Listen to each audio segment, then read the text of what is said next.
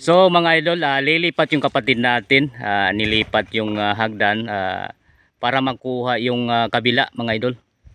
Diyan oh. Yan mga idol. So tatlo lang kami dito mga idol, wala nang iba.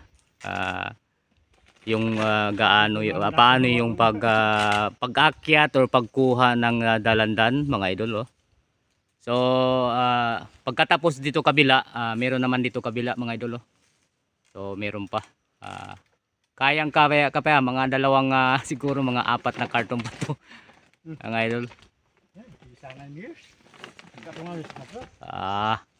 Ipakita natin yung kagandahan or yung mukha ng dalandan mga idol.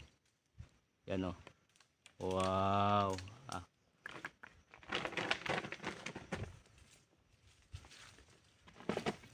So ito yung may-ari or umahawak ng lupa dito mga idol.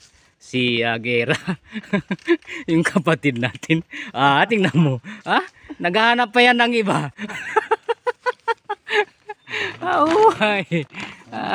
Atay na.